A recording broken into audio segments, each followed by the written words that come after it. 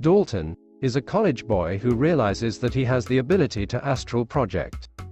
Astral projecting is leaving the physical body and walking with the invisible body. This invisible body is described in the movie as the astral body. This ability, though, comes with a price, if his astral body is caught with the demons in the further. They possess his physical body and use it to harm his close associates. After the prequel spin-offs of the previous chapters, the plot finally continues the story of the Lambert family, and gives them a solid goodbye, if this does end up being the end. The previous chapter concluded with the Lambert family deciding it would be best, if both Josh and his son Dalton were hypnotized, to not remember the last year of their lives. This includes their experiences in the demon-filled realm, the further, not to mention a possessed Josh, trying to kill his son Dalton with a hammer.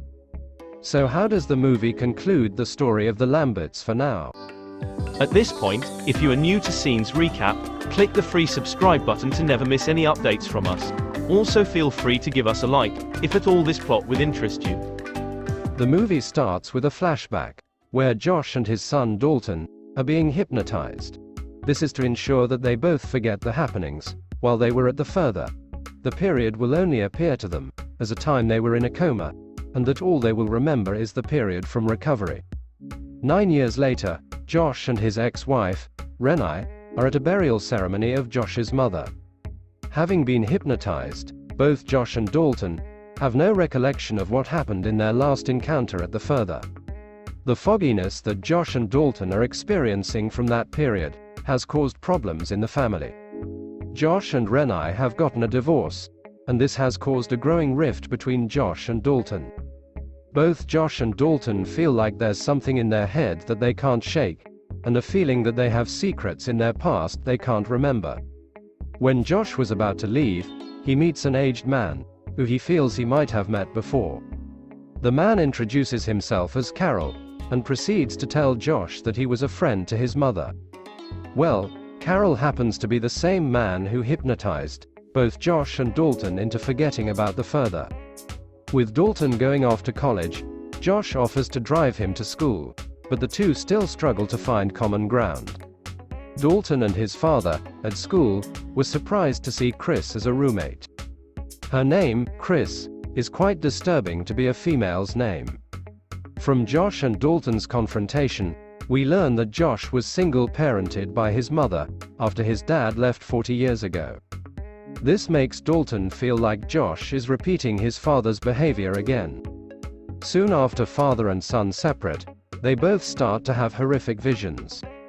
Dalton is in an art class, where their lecturer asks them to draw something from their deep thoughts. We notice a creepy hand appearing to Dalton, attacking him. The next thing we see is Dalton's blood on the drawing. Dalton drew an image of a door, which was covered in blood after Dalton accidentally cut his own hand. Dalton wasn't sure what the door means, but he thinks it has something to do with the year he can't remember. Meanwhile, Josh visits a neurologist to get his head sorted out.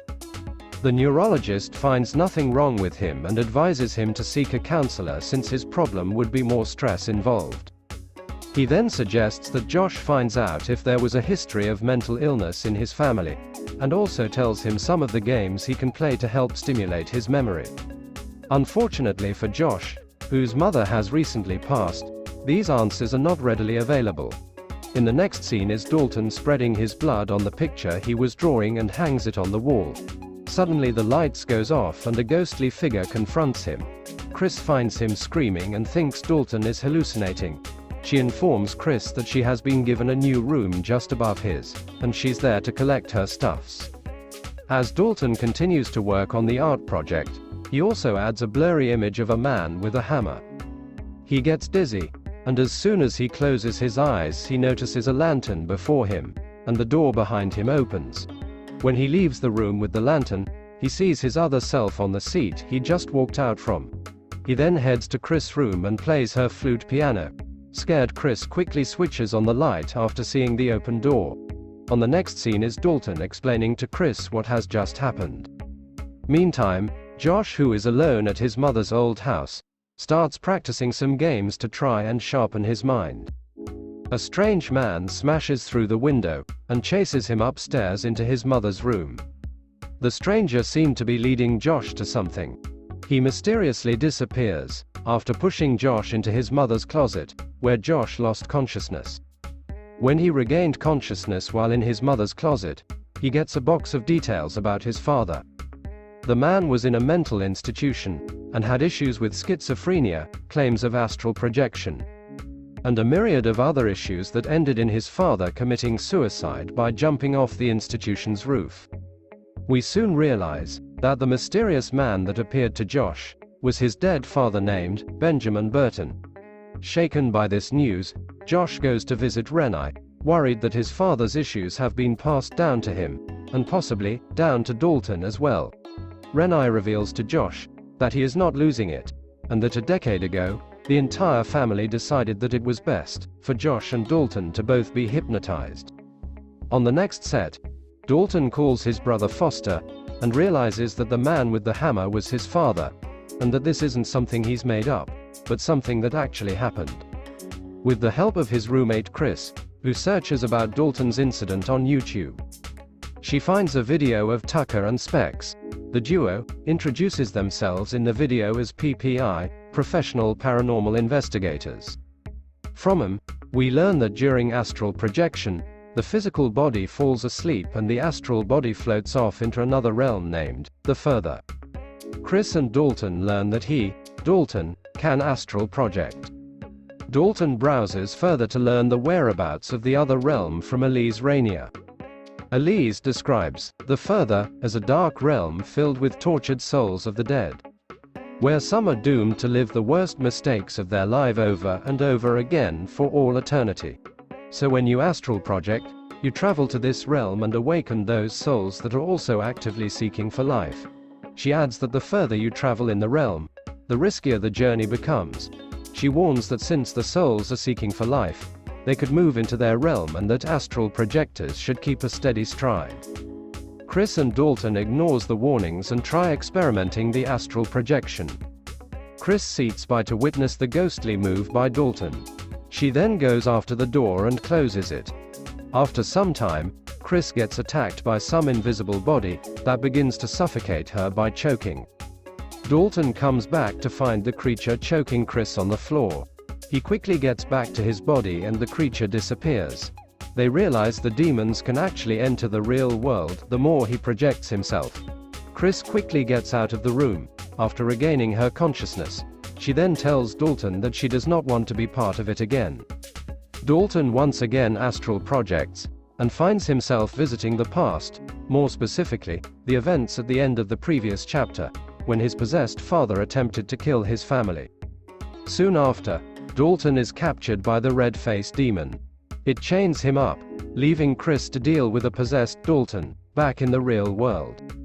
Thankfully, Josh has also gone to the astral plane to try and save his son. Josh uses the same hammer to smash his son's chains. Josh explains that the horrific moment in the past wasn't him, but rather a possessed Josh, much like Dalton is in the real world. In the real world, we see a possessed Dalton preparing to kill Chris, and suddenly falls when the chains break. In the Further, the two attempt to leave the dark realm, and as they close the monsters behind the red door, Josh tells Dalton to go on without him, as he holds the door shut from the red-faced demon. Dalton leaves his father, and returns to his physical body. As the door starts to break, Josh notices that the door seems to be getting covered in paint. He realizes that this is Dalton's doing, and sure enough, in the real world, Dalton is back to normal, and painting the door black, to save his father. With the door closed for now, Josh walks away, but finds the man that broke into his mother's house, his father, there to welcome him. After sharing a moment together, Josh grabs a light and heads back to his body. As Dalton and Chris look at the blacked-out painting, Chris suggests they burn the painting. But Dalton disagrees, saying ignoring the past isn't the answer, and that they must remember the past and move forward from it.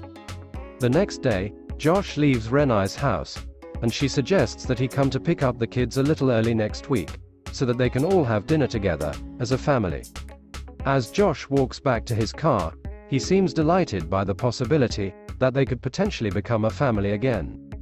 But waiting by his car is Elise, whom the possessed Josh killed at the end of the first chapter of this movie's franchise.